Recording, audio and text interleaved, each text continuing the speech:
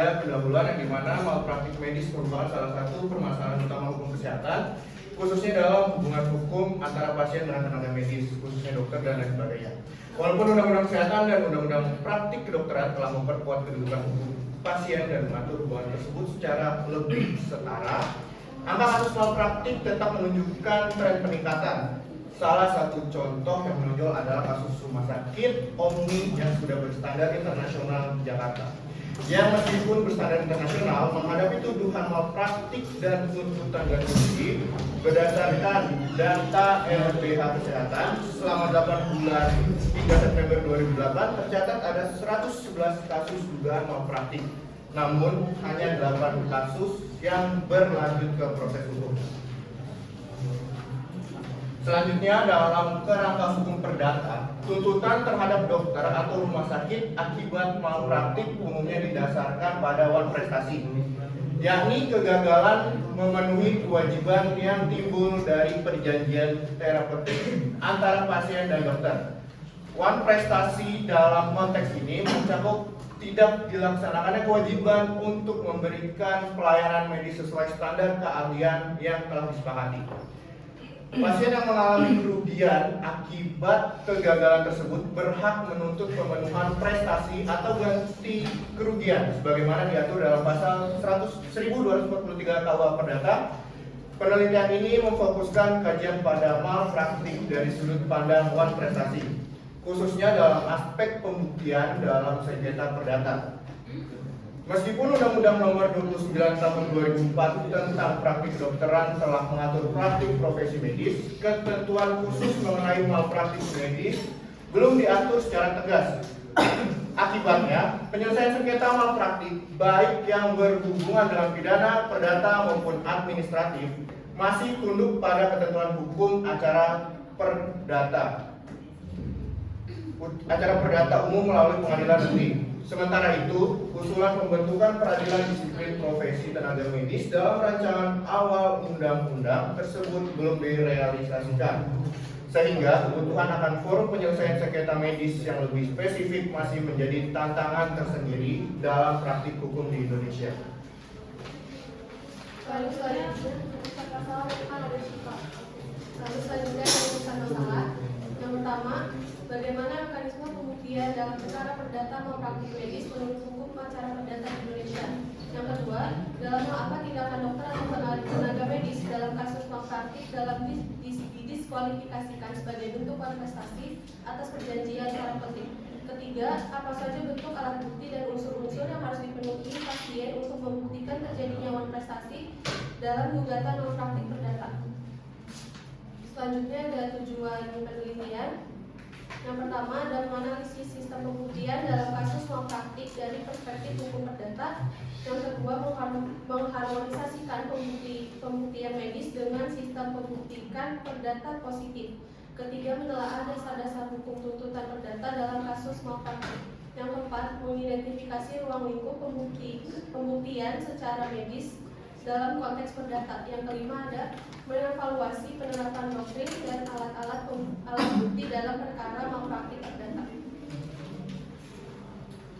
Selanjutnya berdasarkan oleh Lula. Sekarang kita masuk ke bagian metode penelitiannya. Di sini kami menggunakan metode penelitian yuridis normatif yang berfokus pada analisis terhadap peraturan perundang-undangan, doktrin hukum dan putusan pengadilan yang relevan dengan kasus perdata di sektor kesehatan, khususnya yang melibatkan Rumah Sakit Omni Internasional Jakarta. Yang kedua, pendekatan penelitiannya, kita menggunakan penelitian menggunakan pendekatan perundang-undangan, menganalisis peraturan terkait pelayanan kesehatan, hak pasien, serta tanggung jawab rumah sakit berdasarkan UU Nomor 36 Tahun 2009 tentang kesehatan, UU Nomor 29 Tahun 2004 tentang praktik kedokteran, dan KUH Perdata. Pendekatan kasusnya mengkaji dan menganalisis putusan pengadilan yang relevan dengan kasus perdata yang melibatkan Rumah Sakit Omni. Pendekatan ini bertujuan untuk memahami penerapan hukum dalam keputusan-putusan pengadilan yang berkaitan dengan malpraktik atau sengketa lainnya di rumah sakit. Pendekatan konseptualnya menggunakan teori-teori hukum perdata seperti wan prestasi, tanggung jawab perdata, dan hubungan hukum antara pasien dan rumah sakit. Sumber dan teknik pengumpulan data yang kita gunakan itu yang pertama bahan hukum primernya, undang-undang, peraturan materi, dan putusan pengadilan terkait sengketa perdata di sektor kesehatan, termasuk yang melibatkan Rumah Sakit Omni Internasional Jakarta. Bahan hukum sekundernya, literatur hukum, artikel ilmiah, dan jurnal terkait hukum perdata, hukum medis, dan sengketa rumah sakit. Pendapat ahli hukum dan laporan media tentang kasus yang melibatkan Rumah Sakit Omni Internasional Jakarta. Teknik pengumpulan data yang kita gunakan, studi dokumen, mengumpulkan dan menganalisis dokumen perundang-undangan, peraturan pemerintah, dan putusan pengadilan yang relevan. Studi pustaka mengkaji literatur-literatur yang berkaitan dengan hukum perdata dan hukum medis, serta pendapat ahli terkait kasus yang sedang diteliti. Analisis terhadap putusan pengadilan, mengkaji dan menganalisis putusan pengadilan yang terkait dengan kasus perdata di Rumah Sakit Omni untuk mengetahui interpretasi hukum dan penerapan prinsip hukum yang relevan dalam sengketa tersebut. Yang terakhir, teknik analisis data yang kita gunakan itu analisis secara kualitatif dengan menguraikan dan mengkaji isi bahan hukum untuk menjawab rumusan masalah. Hasil analisis akan disusun secara sistematis guna menarik kesimpulan mengenai bentuk tanggung jawab hukum rumah sakit dalam kasus data yang diteliti. Masuk ke teori yang digunakan dari Sekarang kita masuk ke teori yang digunakan. Teori yang pertama adalah teori manifestasi, dapat digunakan jika terdapat hubungan perjanjian antara pasien dan dokter. Gugatan didasarkan pada pelanggaran terhadap kewajiban dalam perjanjian sesuai pasal 1239 dan 1243 KUH Perdata. Yang kedua ada beban pembuktian dalam hukum perdata. Pihak penggugat, pasien atau keluarga harus membuktikan adanya kelalaian menyebabkan kerugian sesuai pasal 1865 KUH Perdata dan 1239 KUH Perdata. Yang ketiga, kita ada teori perbuatan melawan hukum. Digunakan sebagai dasar gugatan malpraktik yang mensyaratkan adanya perbuatan melawan hukum, kesalahan, kerugian, dan hubungan sebab akibat.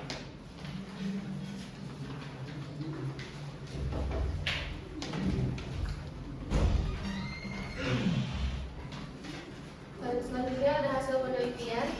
Yang pertama, mekanisme pembuktian dalam perkara perdata malpraktik medis di Jakarta menurut hukum acara perdata Indonesia. Contoh kasusnya yaitu bermula saat Juliana melahirkan bayi kembar di Rumah Sakit Omni, yaitu Jared dan Jayden. Lahir dalam keadaan prematur pada 24 Mei 2008. Jared lahir dengan berat 1,5 kg, sedangkan Jayden 1,3 kg. Alasan itu membuat dokter memutuskan memasukkan kedua kembar itu ke dalam inkubator, tapi ternyata dalam beberapa minggu kemudian Jayden mengalami kelainan simetris pada matanya, adapun Jared mengalami kebutaan permanen.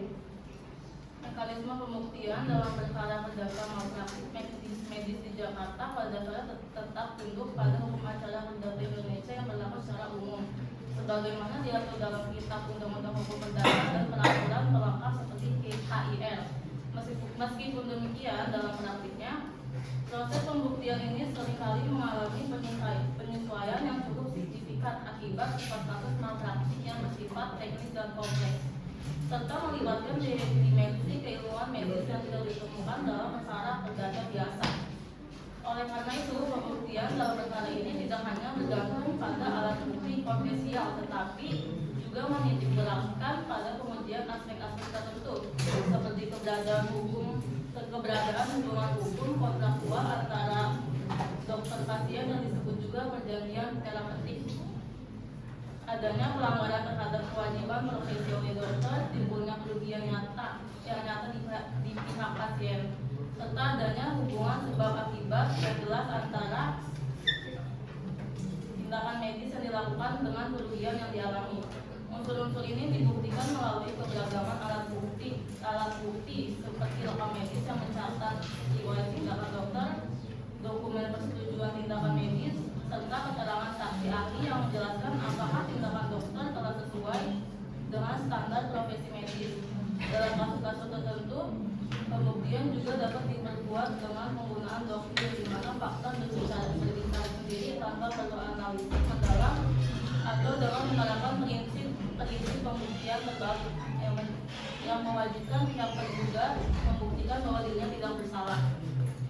Pendekatan pembuktian semacam ini mencerminkan perlunya kehati-hatian dan pertimbangan yang cermat dari hakim dalam menangani perkara malpraktik medis yang berdimensi kompleks dan menyangkut hak fundamental pasien atas pelayanan kesehatan yang layak.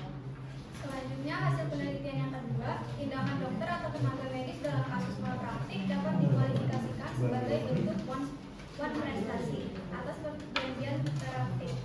Tindakan yang dilakukan oleh dokter atau tenaga medis dalam kasus malpraktik dapat dikualifikasikan sebagai bentuk one prestasi terhadap perjanjian teraptik apabila mereka tidak memenuhi kewajiban yang telah disepakati bersama pasien.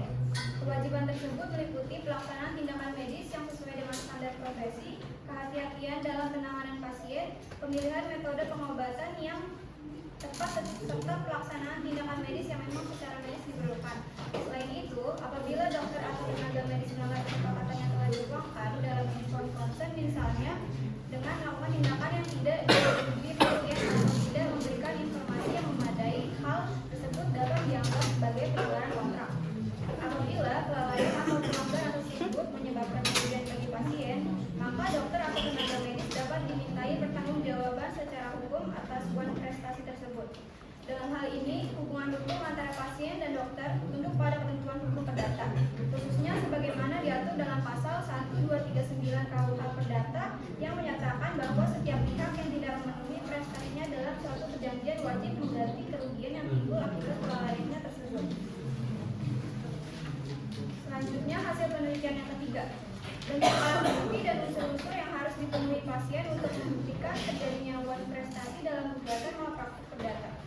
Dalam gugatan malpraktik perdata yang berdasarkan pada one prestasi, pasien memiliki beban pembuktian untuk menunjukkan bahwa dokter atau tenaga medis telah gagal memenuhi kewajibannya sebagaimana diatur dalam perjanjian terapik.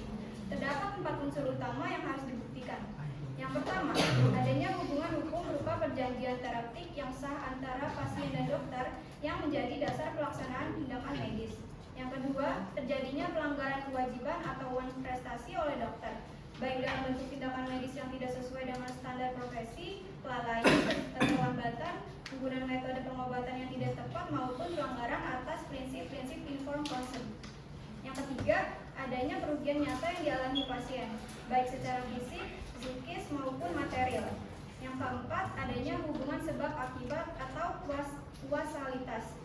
kausalitas yang jelas antara tindakan atau pelayanan dokter dengan kerugian yang ditimbulkan. Untuk membuktikan keempat unsur tersebut, pasien dapat mengajukan berbagai alat bukti yang sah menurut hukum, antara lain bukti tertulis seperti rekaman medis, surat perjanjian, surat persetujuan tindakan medis, surat somasi, bukti pembayaran, serta dokumen pendukung lainnya seperti hasil diagnosa dan resep. Selain itu, keterangan saksi, pendapat ahli medis yang independen, pengakuan para pihak, persangkaan, serta bukti elektronik seperti email atau rekaman percakapan juga dapat diajukan sebagai alat bukti. Kombinasi antara bukti administratif dan pendapat ahli medis sangat krusial untuk meyakinkan hakim bahwa telah menjadi one prestasi dalam konteks pelayanan kesehatan.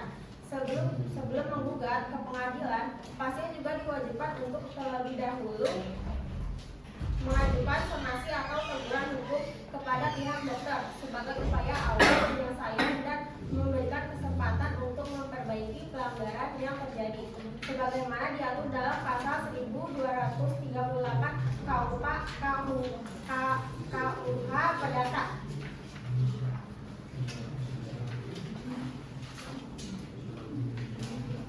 Di kesimpulan ini, penelitian ini membahas terkait pembuktian perdata dalam hukum malpraktik medis di Jakarta. Dari hasil penelitian bisa disimpulkan bahwa secara umum penyelesaian kasus malpraktik masih mengacu pada proses hukum acara perdata biasa, tanpa adanya pengaturan khusus yang benar-benar spesifik untuk kasus medis. Namun, karena karakteristik malpraktik ini sangat unik, muncul beberapa penyimpangan dan penyesuaian dalam praktiknya. Secara teoritis, tuntutan perdata terhadap dokter atau rumah sakit bisa dilakukan atas dasar dua hal: pelanggaran terhadap perjanjian, terapeutik, prestasi, atau kesalahan yang menimbulkan kerugian. Artinya, kalau dokter dianggap melanggar kesepakatan medis atau bertindak lalai dalam menjalankan profesinya, pasien berhak menuntut ganti rugi. Dalam konteks prestasi, hubungan hukum antara pasien dengan dokter atau rumah sakit berlandaskan perjanjian terapeutik, yaitu kesepakatan bahwa dokter akan memberikan pelayanan medis sesuai standar profesinya. Apabila dokter gagal memenuhi kewajibannya, baik karena melakukan tindakan yang tidak sesuai standar medis maupun lalai dalam melaksanakan prosedur yang telah disepakati, maka hal tersebut dapat dikualifikasikan sebagai prestasi. Dengan demikian, pasien memiliki hak untuk menuntut pemenuhan perjanjian, ganti rugi, pembatalan perjanjian, atau peralihan resiko sesuai ketentuan dalam pasal 1243 KUH Perdata. Dalam pembuktian perkara prestasi ini, pasien sebagai pihak penggugat dibebani kewajiban untuk membuktikan bahwa 1. Terdapat hubungan hukum perjanjian antara pasien dan dokter. 2. Terjadi pelanggaran terhadap kewajiban dalam perjanjian tersebut. 3. Terdapat kerugian yang diderita pasien. Dan 4. Ada hubungan kausal antara pelanggaran tersebut dengan kerugian yang terjadi. Dalam beberapa perkara, prinsip res ipsa loquitur dapat diterapkan. Artinya cukup untuk membuktikan bahwa kerugian yang terjadi tidak mungkin terjadi tanpa adanya kesalahan atau pelanggaran di pihak dokter, tanpa diperlukan pembuktian teknis medis yang rumit. Alat bukti yang menjadi krusial dalam pembuktian prestasi ini meliputi rekam medis dan dokumen persetujuan tindakan medis. Yang kedua, menjadi indikasi pentingnya tentang adanya kewajiban dan pelanggaran yang terjadi. Namun, tantangan tetap ada, terutama dalam hal akses pasien terhadap dokumen medis yang dikuasai rumah sakit yang kerap memperlemah posisi pembuktian pihak pasien. Penelitian ini juga menyoroti perdebatan tentang perlunya penerapan prinsip pembuktian terbalik atau strict liability dalam kasus malpraktik medis, melihat kompleksitas profesi medis yang pada dasarnya menjanjikan upaya maksimal, bukan hasil tertentu. Dengan demikian, hingga saat ini upaya harmonisasi antara prinsip prestasi dalam hukum perdata umum dengan kekhususan bidang kesehatan masih menjadi tantangan besar dalam penyelesaian sengketa malpraktik medis di Indonesia. Adapun saran dari penelitian ini, yang pertama, peningkatan dokumentasi medis. Tenaga medis perlu meningkatkan kualitas dan kelengkapan dokumentasi seperti rekam medis dan informed consent sebagai bentuk pelindungan hukum serta alat bukti utama dalam perkara malpraktik. 2. Pelatihan hukum untuk tenaga medis.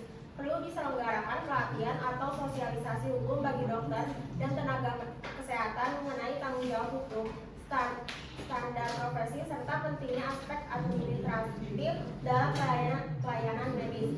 3. Pembaruan hukum acara perdata. Pemerintah atau pembentuk undang-undang sebaiknya mempertimbangkan penyusunan aturan khusus dalam hukum acara perdata yang mengatur pembuktian dalam perkara malpraktik medis secara lebih rinci dan adaptif terhadap kompleksitas kasus. 4. Peran organisasi profesi medis. Organisasi profesi medis seperti IDI diharapkan lebih aktif dalam menyusun pedoman internal pembuktian, pengawasan etika profesi, serta membentuk forum mediasi yang efektif sebelum perkara dibawa ke pengadilan. 5. Peningkatan kapasitas hakim dan aparat penegak objektif. Perlu adanya pelatihan atau pembekalan teknis bagi hakim dan aparat hukum mengenai isu-isu medis dan standar profesi agar dapat menangani perkara malpraktik dengan pemahaman yang lebih mendalam atau objektif. 6. Penguatan mekanisme pra-litigasi. Diperlukan penguatan mekanisme penyelesaian sengketa di luar pengadilan seperti mediasi atau konsiliasi antara pasien dan tenaga medis untuk mengurangi beban perkara di pengadilan dan mencapai solusi yang lebih cepat serta efisien. Selanjutnya kita masuk ke saudara jawab.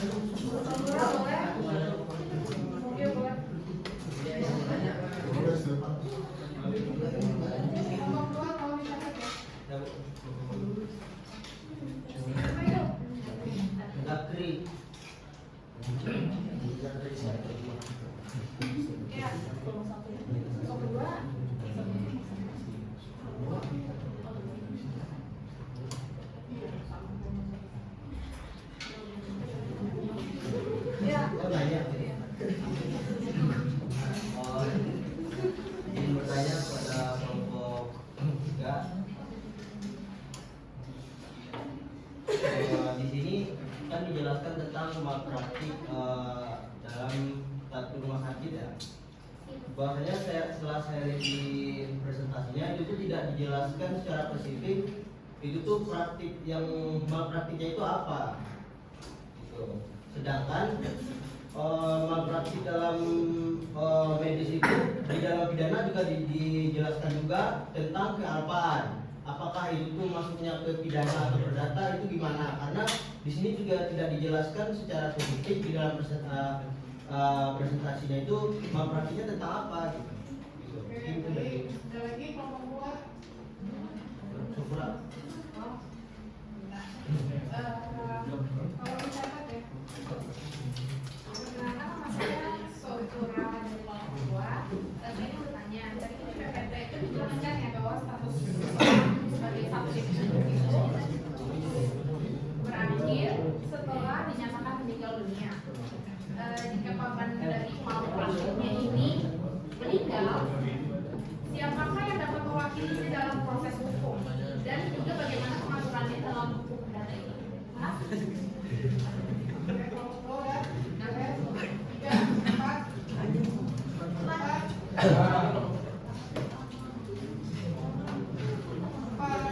Lompat titik ya itu. Kenalkan saya dari kelompok 4. Dalam ini ada yang namanya tindakan euthanasia. Jika tindakan ini dilakukan atas kebutuhan keluarga, apakah Oh, euthanasia enggak. Jangan itu ya pertanyaannya. Ini kan malpraktik itu euthanasia kan nggak bisa masuk. itu terus malpraktik, Bu? Kan ini penjelasannya tentang malpraktik apa? Rumah sakit omni. Ada nggak kaitannya? Nggak ada. Ada lagi pertanyaan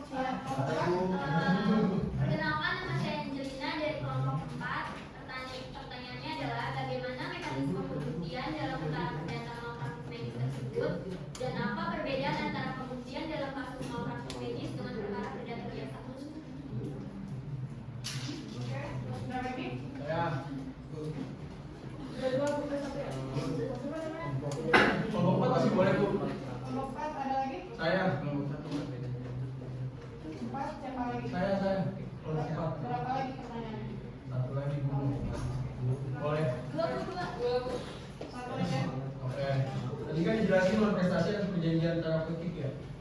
Itu kan saya mau nanya gimana caranya membuktikan kalau misalnya bapak itu melakukan non prestasi di perjanjian terapeutik itu, terutama kalau misal tindakan medis yang dilakukan oleh dokter itu sudah sesuai dengan standar yang ada dan tapi hasilnya itu tidak sesuai dengan pasien, gimana dari pakai lakukan prestasi atau sebuah resiko itu? Oke, 5. Seru. Nih, tuh pasti kan. Saya dari kelompok bagaimana konsep beban pembuktian dalam perkara perdata malpraktik medis menurut hukum perdata Indonesia dan bagaimana penerapannya di Pengadilan Jakarta.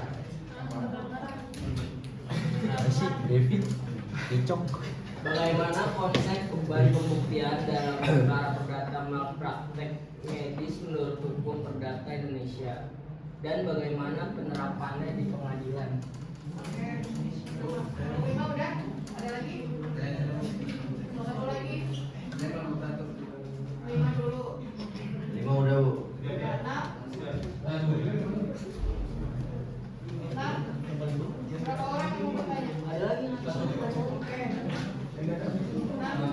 Dari kelompok A, bagaimana cara menganalisis bukti-bukti yang disajikan dalam malpraktek perdata Yogyakarta untuk menentukan apakah ada awan presentasi atau tidak?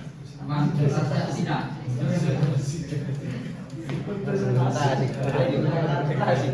Jangan ada. Boleh diulang nggak? Belum jelas nih pertanyaannya. Presentasi. Gimana pertanyaannya?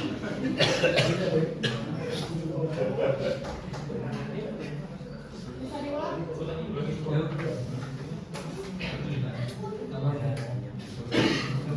Bagaimana cara menganalisis bukti-bukti yang disajikan dalam malpraktek perdata di Jakarta untuk menentukan apakah ada awan prestasi atau tidak?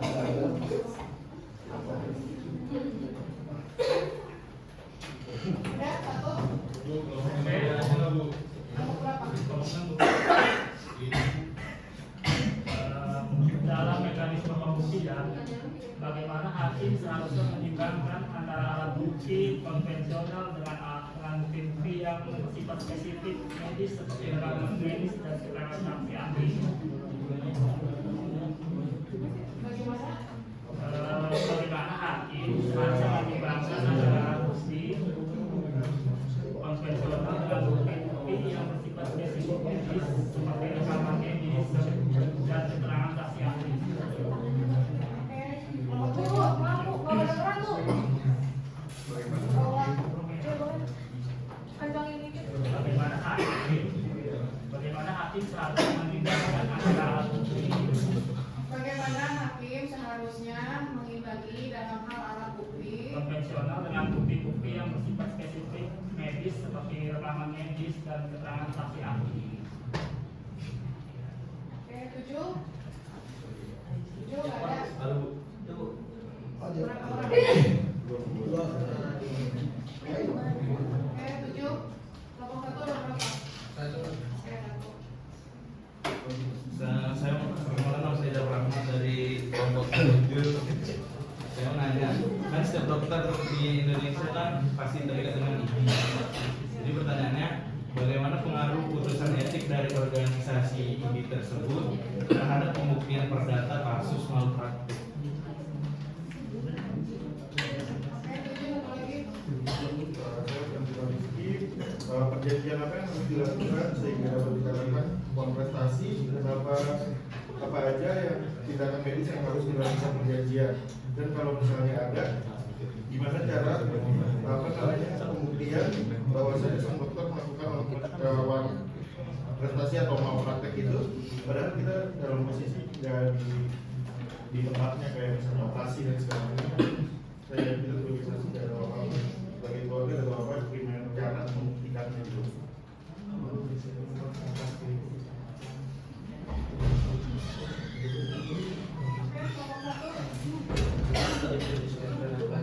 Saya pikir bahwa dari kelompok satu, yang kelompok 3 dari seperti metode pendekatan itu kan melalui pendekatan yuridis. Nah, yang ingin saya tanyakan adalah sumber hukum apa atau sumber hukum mana yang paling tepat yang digunakan dalam pembuktian sumber kesalahan dalam kasus malpraktik ini. Sumber hukum apa yang paling tepat untuk digunakan dalam pembuktian sumber kesalahan dalam kasus malpraktik ini. Sumber hukum apa yang digunakan Pak? Sumber hukum apa? Yang paling tepat atau yang digunakan untuk dalam kasus dalam untuk membuktikan unsur kesalahan yang ada dalam malpraktik ini Coba melalui kasus pembuktian tadi ada berapa pertanyaan dari pembuktian? Sama nggak? Kelompok satu tahun berapa tuh? Kasus pembuktian ada berapa pertanyaan tentang pembuktian? Sama apa enggak? Pertanyaan pembuktian. Udah dicatat kan semuanya? Ada beberapa pertanyaan dia tanya tentang pembuktian. Sama Mbak bisa. Oh, Ada 3 pertanyaan pembuktian.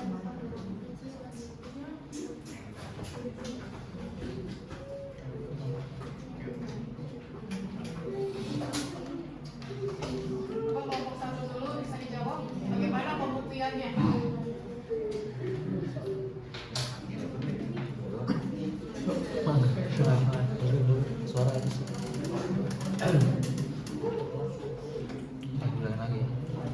Sahabat Pak, ganti.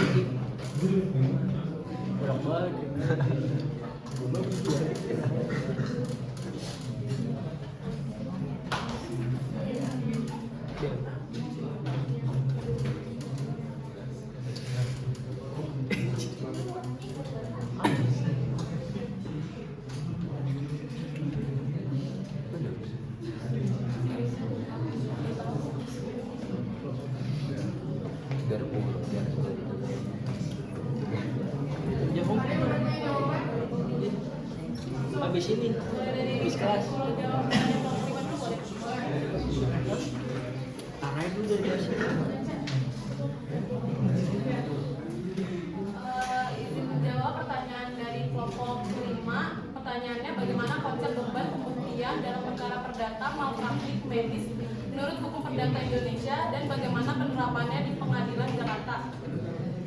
Nah, konsep beban pembuktian dalam perkara perdata malpraktik medis di Indonesia mengikuti pasal 1865 KUH Perdata dan pasal 163 HIR, yaitu pihak yang mengendalikan harus membuktikan. Artinya, pasien atau penggugat wajib membuktikan adanya kelalaian dokter atau kerugian dan hubungan sebab akibat.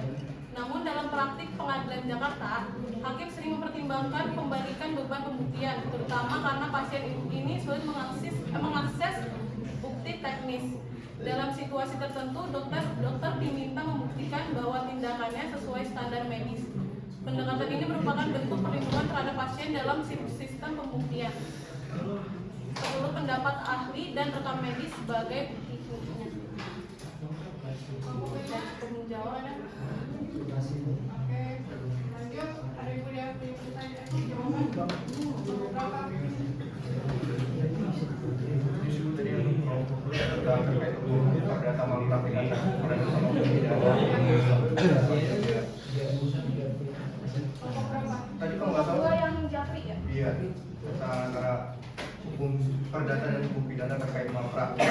Di dalam malpraktik ini ada 2 aspek, yaitu perdata dan pidana. Dalam hukum perdata, malpraktek adalah pelanggaran kewajiban atau kelalaian oleh tenaga kesehatan yang menyebabkan kerugian pada pasien seperti ganti rugi. Dalam hukum pidana, malpraktek adalah tindakan kriminal yang dapat dikenai sanksi pidana seperti penganiayaan atau kealpaan yang menyebabkan cedera atau kematian. Jadi malpraktik dalam hukum perdata ini ada definisinya, yaitu tindakan tenaga kesehatan yang melanggar kewajibannya atau melakukan kelalaian yang mengakibatkan kerugian pada pasien. Kerugian ini bisa berupa fisik, psikologis, atau finansial. Lalu definisi dalam malpraktik hukum pidana adalah tindakan kriminal yang dilakukan oleh tenaga kesehatan yang menyebabkan cedera atau kematian pada pasien. Dasar hukumnya ada dalam peraturan perundang-undangan yang terkait dengan malpraktek perdata, antara lain adalah UU Nomor 36 Tahun 2009 tentang kesehatan dan ketentuan dalam Kitab Undang-Undang Hukum Perdata tentang perbuatan melawan hukum. Lalu dasar hukum pada tindak pidana kealpaan pasal 359 dan penganiayaan pasal 351 yang dapat dikenakan pada kasus malpraktek pidana. Lalu perbedaan utamanya, yaitu satu ada tujuan. Hukum perdata bertujuan untuk memberikan kompensasi kepada korban atas kerugian yang dialami, sedangkan hukum pidana bertujuan untuk memberikan sanksi kepada pelaku yang melakukan tindak pidana. Proses Dalam hukum perdata, prosesnya adalah melalui gugatan di pengadilan perdata. Sedangkan dalam hukum pidana, prosesnya melalui penyelidikan dan penyidikan oleh aparat penegak hukum, lalu penuntutan di pengadilan pidana. Ketiga, ada sanksi. Sanksi dalam hukum perdata adalah ganti rugi, sedangkan sanksi dalam pidana adalah kurungan penjara, denda, dan sanksi lainnya. Kelompok gue ya. Saya ingin jawab kelompok 2C yang dari Sofra. Tadi itu pertanyaannya, jika korban malpraktik meninggal, siapa yang dapat mewakili dalam proses hukumnya? Jika korban malpraktik meninggal dunia, status sebagai subjek hukum memang berakhir. Namun hak-haknya yang bersifat waris kepentingan hukum yang ditinggalkan dapat dilanjutkan oleh ahli warisnya. Jadi ahli warisnya adalah pihak yang secara sah menggantikan posisi pewaris dalam hubungan hukum, termasuk untuk melanjutkan atau melanjutkan gugatan yang sudah atau akan diajukan. Maka dalam kasus malpraktik, keluarga terdekat seperti suami atau istri atau anak atau orang tua berhak mewakili almarhum dalam proses penggugatan di rumah tersebut. Jadi lanjut sama keluarganya. Iya, enggak. Terima kasih.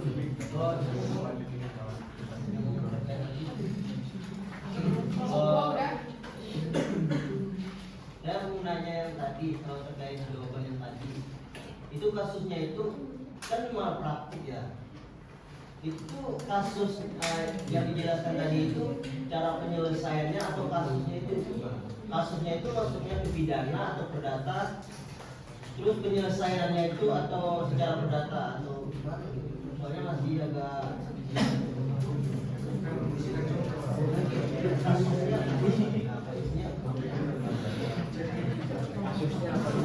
Kasus men.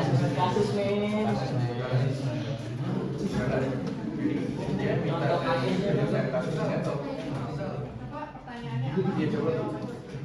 Bagaimana sih Mas kalau ulang? pertanyaannya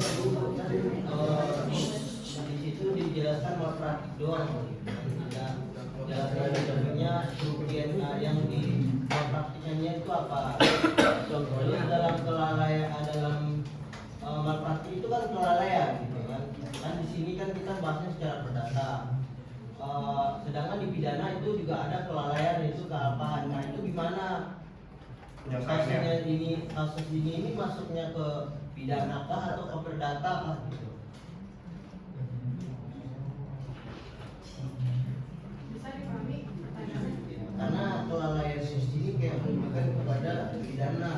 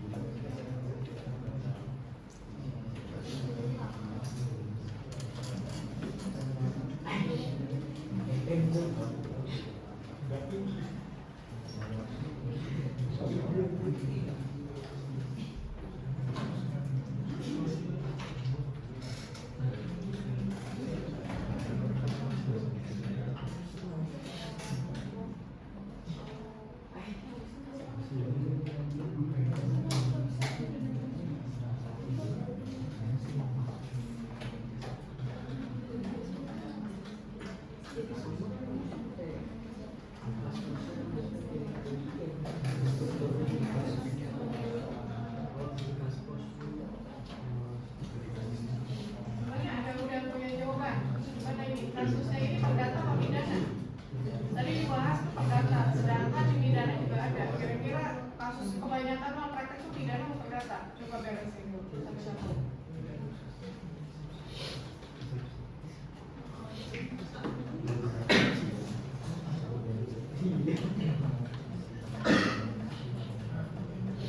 Atau punya jawaban dari kelompok lain yang udah ada jawaban apa? Nomor berapa? Yang ini klik dulu jawaban yang lain.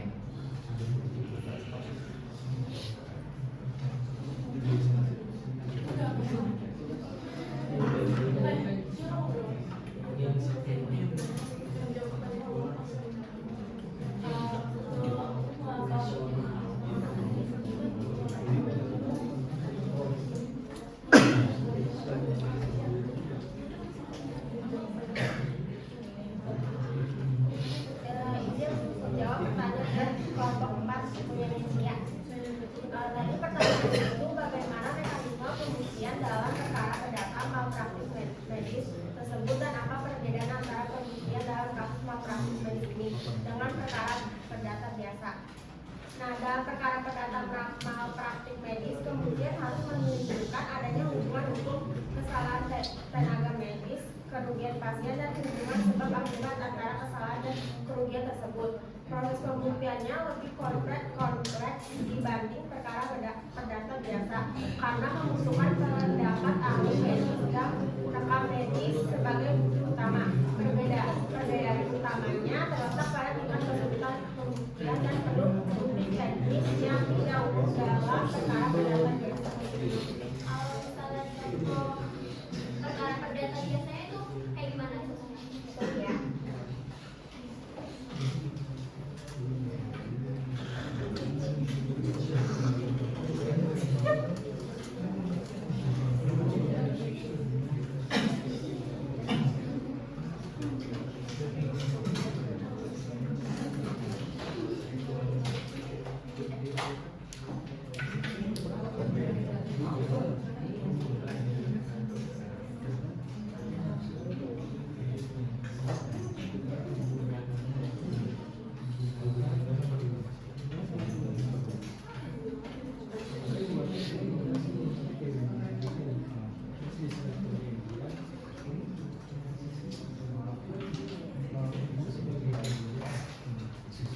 Contoh perkara perdata ini kayak apa?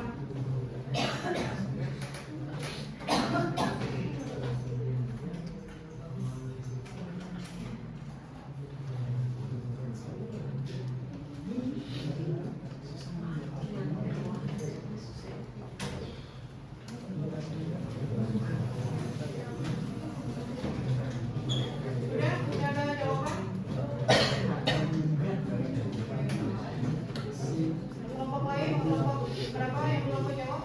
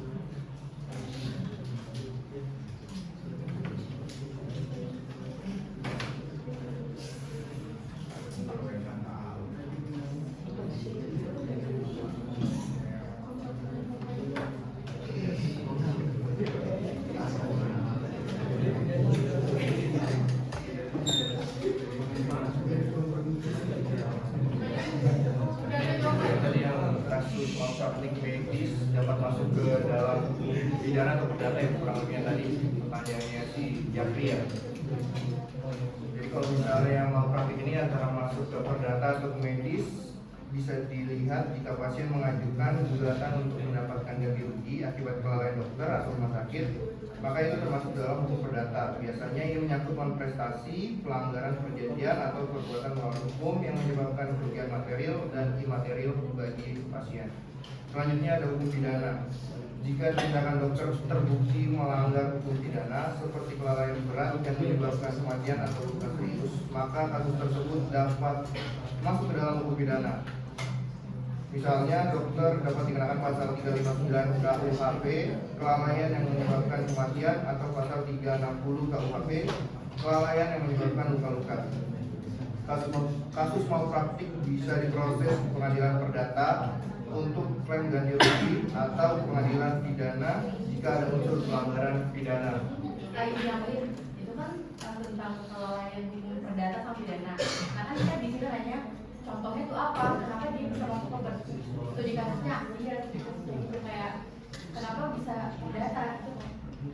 Studi kasusnya itu apa? Kan malpraktik doang dijelaskan. Malpraktiknya itu kelalaian misalkan dia melakukan operasi nih, melakukan operasi apa gitu, karena tidak dijelaskan. Makanya kita di sekarang ini bingungnya itu masuk perdatanya di mana, pidananya di mana gitu. Karena di kasusnya nggak jelas gitu.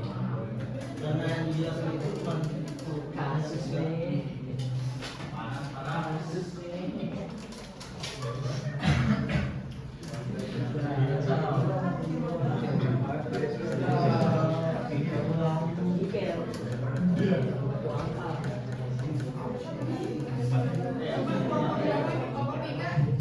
Jelaskan dulu kronologis kejadian. Coba pakai ada punya spidol gambarnya di atas di papan. Gambarin dulu.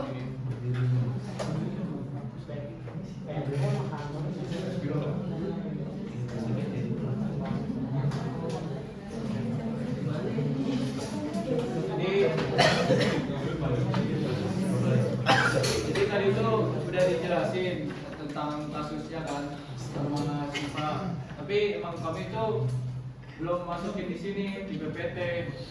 Jadi kasusnya itu tentang ini.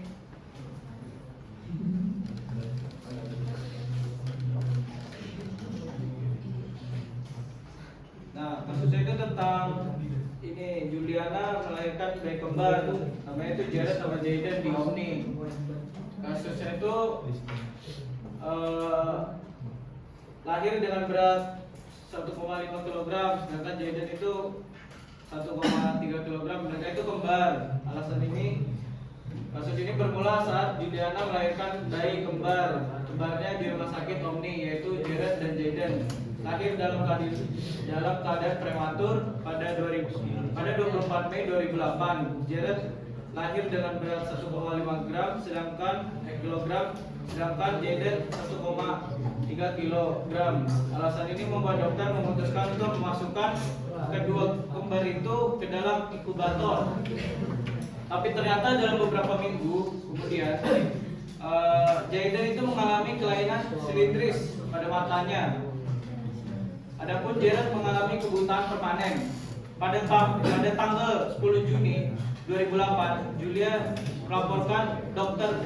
Freddy Limawal, dokter spesialis anak yang menangani anaknya, yang ke kantor kepolisian daerah Metro Jaya. Dalam laporan polisi nomor 118 K SPK Udik 2, Freddy dituduh melanggar pasal 340 Undang-Undang Datok.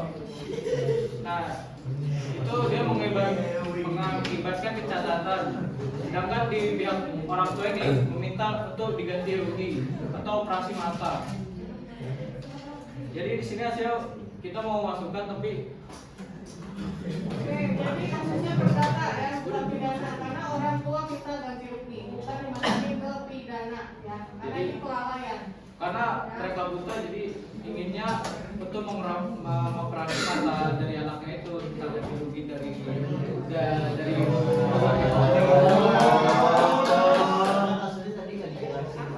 dijelasin. Siva, tapi emang lupa dimasukin. Iya, dari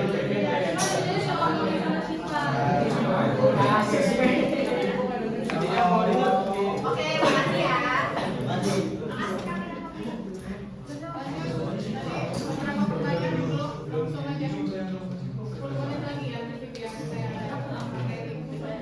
Izin jawab dari pertanyaan Putri Muhammad.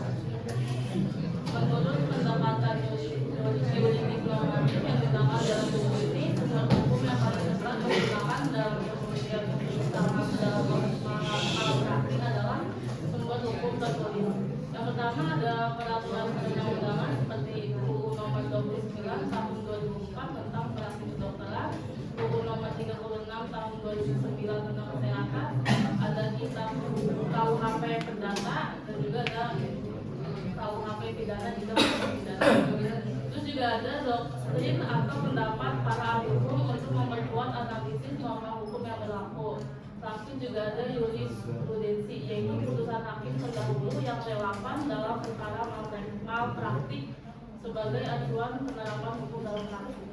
Oke, kelompok berapa? Kelompok 1. Oke, 1 udah ya. Terus berapa lagi?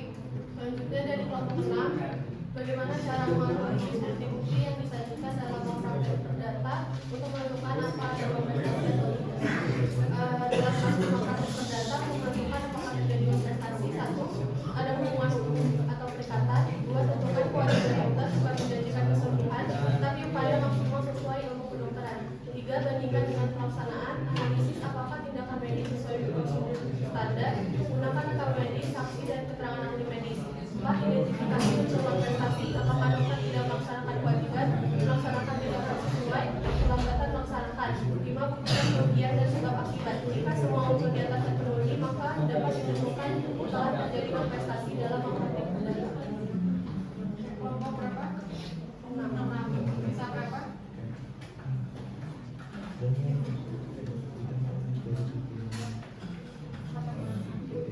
Sisa 4 lagi.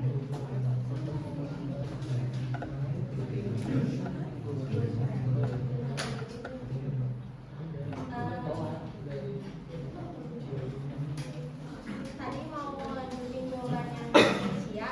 Ini kan tadi Sia nanya kasus apa kalau perdata yang biasanya itu. Nah, kesalahan itu ada contoh kasus yaitu kesalahan diagnosis. Nah, jadi dokter yang salah mendiagnosis penyakit pasien sehingga menyebabkan keterlambatan pengobatan atau pengobatan yang tidak tepat. Masih bisa. Izin sangga dong, boleh ya? Izin sangga boleh. Oke, sisa berapa? 4. Udah ada. Izin sangga boleh. Sangga dari pertanyaan kawan-kawan 2004, izin sangga. Ya, Boleh. silakan. Nah, dari jawaban yang kawan-kawan kasih, saya mau tanya dalam konteks ini contohnya saja, pasien meninggal karena malpraktek. Nah, siapa yang memulihkan dalam hal ini? Bagaimana kalau misalnya hasil rekaman medisnya dimanipulasi lalu kemudian diserahkan kepada pasien yang sebetulnya korban dalam hal ini? Nah, kemudian bagaimana peran dan jaminan penegak hukum untuk menjamin hak pasien dalam hal ini? Ataupun ada manipulasi? Itu aja sih.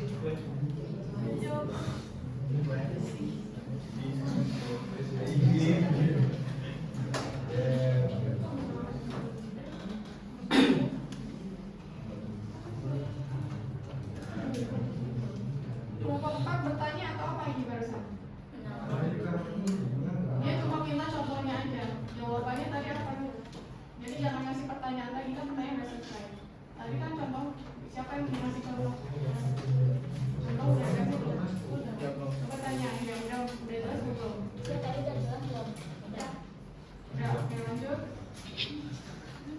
Pertanyaan berikutnya. Jawaban.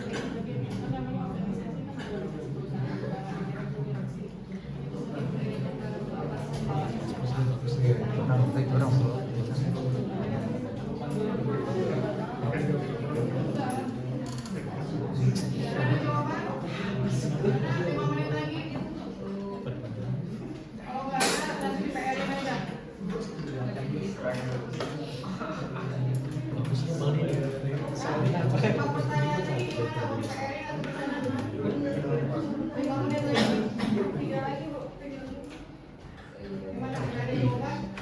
saya mau jawab Bu. Pertanyaan dari kelompok 7. Bagaimana pengaruh putusan etik dalam IDI terhadap malpraktek? Putusan etik dari Ikatan Dokter Indonesia atau IDI berperan penting dalam menangani kasus malpraktik karena menjadi dasar penegakan kode etik kedokteran yang mengatur standar profesi dan perilaku dokter. Putusan ini dapat mempengaruhi status hukum dokter terkait malpraktik dengan memberikan sanksi disiplin profesi yang sekaligus menjadi pertimbangan dalam proses hukum perdata maupun pidana. Dengan demikian ini, putusan etik IDI berfungsi melindungi profesi dokter sekaligus memastikan bahwa dokter menjalankan kewajiban profesional sesuai standar etika yang berdampak pada penilaian malpraktik di ranah hukum. Namun, terdapat ketegangan antara perlindungan profesi dokter melalui putusan etik dan hak pasien, sehingga diperlukan harmonisasi antara aspek hukum dan etika untuk penyelesaian sengketa malpraktik yang adil bagi kedua pihak.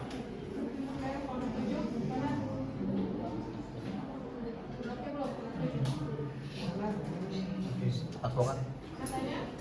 Udah advokat. Udah ada jawaban? Hah? Gak berat. Mau nggak di-spek? KFC itu. Enggak KFC. Iya.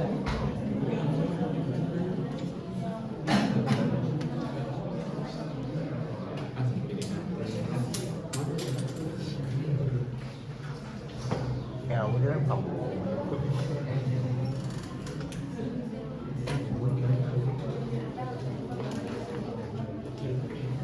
Sambal-sambalan. Bu, dibuat lagi Bu.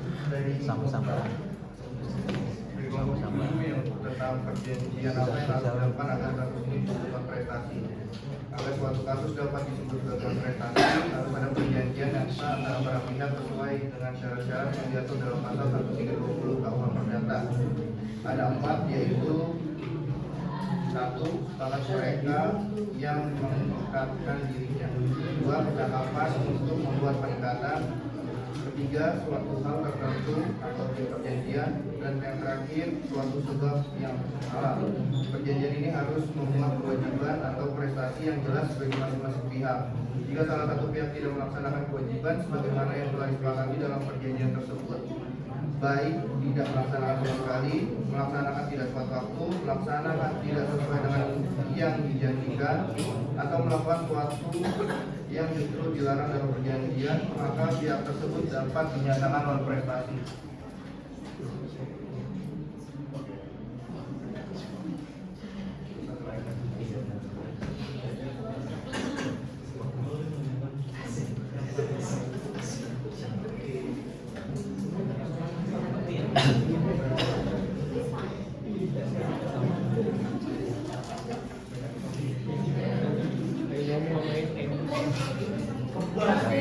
Jawab pertanyaannya Akrab dari kelompok 4. Pertanyaannya kan bagaimana mekanisme pembuktian unsur uang prestasi dalam konteks perjanjian terapeutik antara dokter dan pasien, khususnya ketika tindakan medis yang dilakukan memiliki hasil yang tidak sesuai harapan pasien namun tetap dilakukan berdasarkan standar medis yang berlaku. Ya kan? Sudah sesuai dengan kesepakatan orang.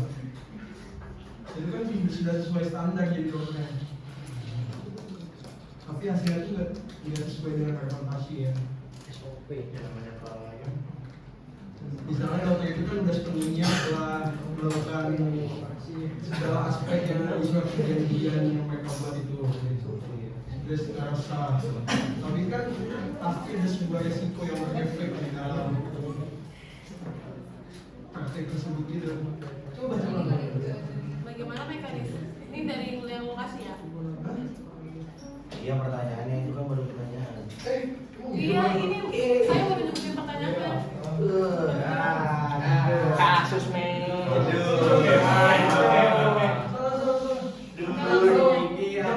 Sama pertanyaan keduanya, bagaimana cara membuktikan kalau dokter melakukan uang prestasi dalam perjanjian terapeutik, terutama kalau tindakan medisnya sebenarnya sudah sesuai standar, tapi hasilnya tetap tidak sesuai harapan pasien. Itu pertanyaan yang ditanyain. 2 pertanyaan kan? Saya ingin jawab pertanyaan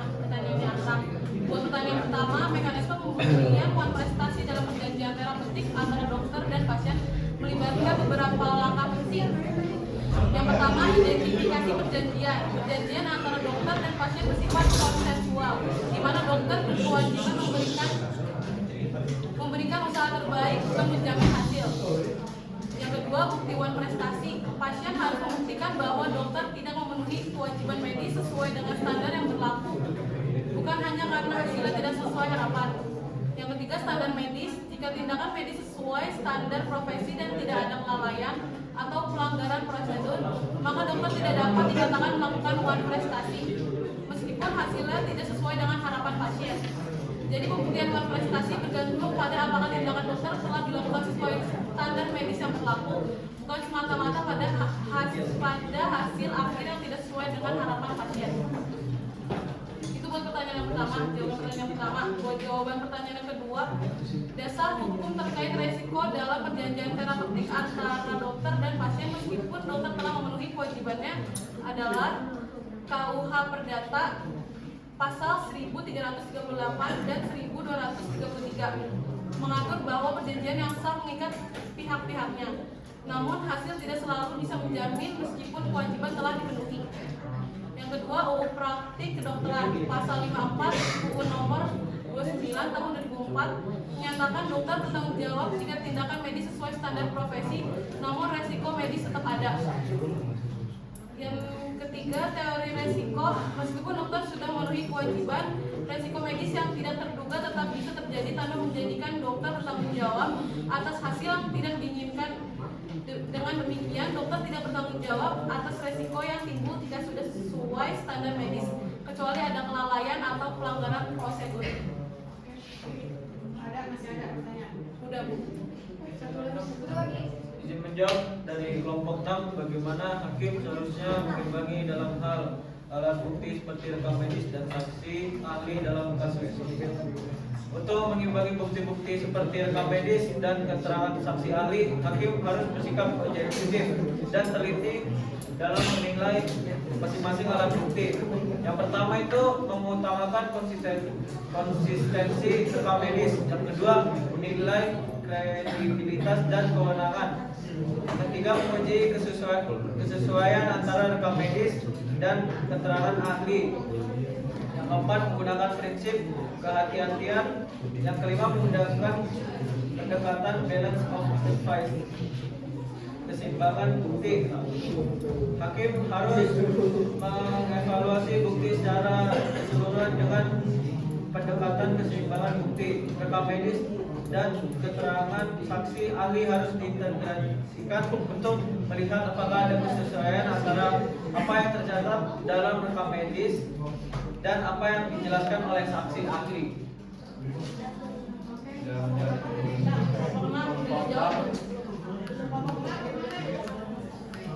Oke.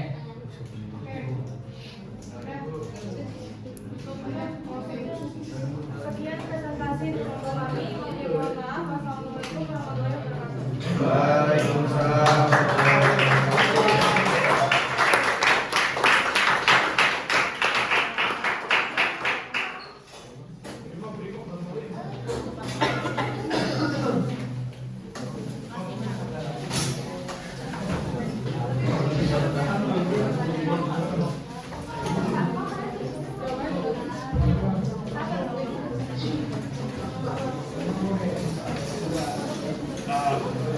Ya, Pra.